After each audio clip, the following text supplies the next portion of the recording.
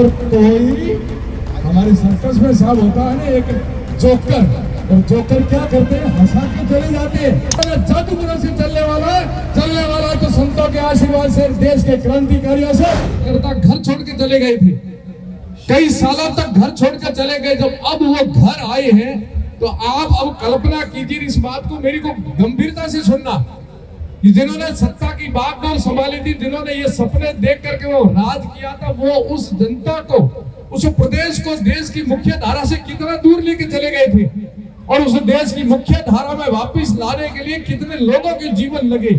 हजारों क्रांतिकारी कार्यकर्ता भारतीय जनता पार्टी और राष्ट्र धर्म के प्रति निष्ठा रखने वाले वो शहीद और बलिदान हुए हैं, तब जाकर के बंगाल के अंदर कमल खिला है। उनको याद करते हुए पुनः आपको वंदन करता हूं कि आपने वो जाकर के एक लक्ष्य भेजा, आपने और भारतीय जनता पार्टी के कद्दावर कार्यकर्ताओं ने और प्रतिनिधित्व ने एक जी तोड़ मेहनत करके एक पाकिस्तान और एक बांग्लादेश बनता हुआ बंगाल को वापस भारत की मुख्य धारा में जोड़ा। इसलिए आज हम सबके चेहरे खिले हुए हैं और एक ही तरफ से बधाइयां आ रही है, एक उत्साहवर्धन हुआ है, एक संचार हुआ हमारे अंदर कि यदि ये ऐसा होता तो बंगाल हमारे हाथ से चला न जाता।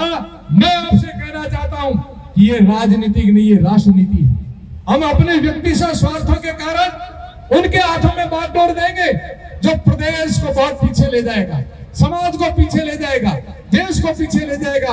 तो इतिहास मेरा भी बनेगा, इतिहास आपका भी बनेगा, इतिहास आपका भी बनेगा। पर हमारे आज के आचरण के कारण आने वाली पीढ़ियां, यदि हम मुख्य धारा से जुड़े नहीं रहे, राष्ट्र के साथ जुड़े नहीं रहे, तो आने वाली पीढ़ियां उनके आचरण के कारण उनको सम्मानित धिक्कार मिलेगा। और यदि इस समय हम स्वर्णिम युग में भारत की जब खड़ा हो रहा है विश्व के मानस मंडल पर और भारत प्रत्येक प्रदेश के अंदर कमल खिला रहा, उस समय हम यदि भारतीय जनता पार्टी के साथ और देश के साथ खड़े नहीं हुए तो मित्रों, आने वाले समय में आप तो अपने स्वार्थ के कारण कहीं खड़े रहोगे, पर आपके आज के आचरण के कारण आपकी आने वाली पीढ़ी को नीचा देखना पड़ेगा और उनको सम्मान नहीं, उनको तिरस्कार मिलेगा। इसलिए ये युग हमारा युग है, ये मोदी जी का युग है, ये भारतीय जनता पार्टी का युग है, और जहाँ कमल खिलता है और बस निश्चय ही भगवान का वासा होता है। अभी हमारे पहले कुछ बातें हुई है, मैं तो एक संत हूँ, इसलिए मंगल कामना और आशीर्वाद सबके लिए मंगल कामना करता हूं, क्योंकि मेरे गुरु महाराज जी ने सिखाया सर्वे भवन्तु सुखिनः। परंतु जादूगरी से काम नहीं होता है मित्रों, वो हकीकत में करके दिखाना पड़ता है। वो केवल जादूगरी तो सम्मोहन होता है, थोड़ी देर आप सम्मोहित करके लोगों को राजी कर लो, तो ये जादूगरी नहीं है, ये मोदी जी की तपस्या है, ये हमारी भारतीय जनता पार्टी की तपस्या है, और पीछे संतों का आशीर्वाद है। इसी प्रांगण में कोई सज्जन आके कह के गए थे कि संतों के आशीर्वाद से क्या होता, तो देख लीजिए परिणाम क्या आया। संतों के आशीर्वाद से असंभव काम था, बंगाल के अंदर कमल खिल के गया।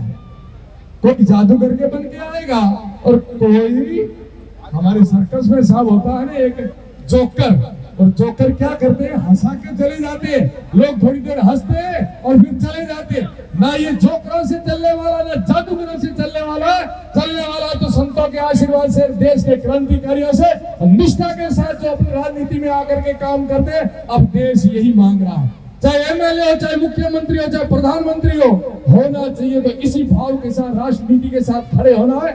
मैं आशा रखता हूं जो भीड़ की चुनौती देके गए थे, जो प्रधानमंत्री जी आएंगे तो लाखों नहीं कई लाखों पार भीड़ होगी, और हमारे लोक लाडले हमारे अपने मंत्री जी आए हैं तब भी हम हजारों की भीड़ कर सकते हैं। आपके कार्यकाल के अंदर आपने जब भी किया है, आप लोकसभा में जब भी गए, एक ने एक हमारे सौगात दी है।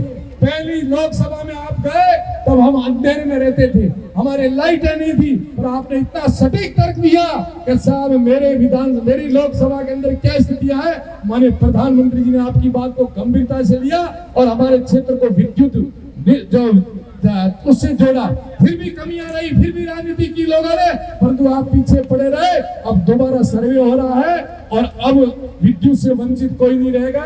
मैं धन्यवाद देना चाहता हूं माननीय मुख्यमंत्री जी का कि हम सबका मांग रखते हुए पोकरण विधानसभा के अंदर नियमों को ताक में रख करके आपने जीएसएस दिए, इसके लिए हम धन्यवाद देते हैं। आपने नियमों को त्याग में रख करके हॉस्पिटल दिए, इसके लिए मैं धन्यवाद देता हूं। परंतु परंतु परिसीमन के लिए तो आपने हम सब के लिए बहुत कुछ किया, इसके लिए मैं धन्यवाद देता हूँ। फिर भी कोई विसंगति रह गई है तो हम लोग लगे हुए हैं। आप कार्यकर्ता हो, आप निष्ठा से इस मुख्य धारा से लगे रहे, भारतीय जनता पार्टी के साथ और राष्ट्र के साथ जुड़े रहना। हमारे छोटे मोटे काम और सपने साकार जरूर होंगे, पर हम मुख्य धारा से कभी विचलित नहीं होंगे।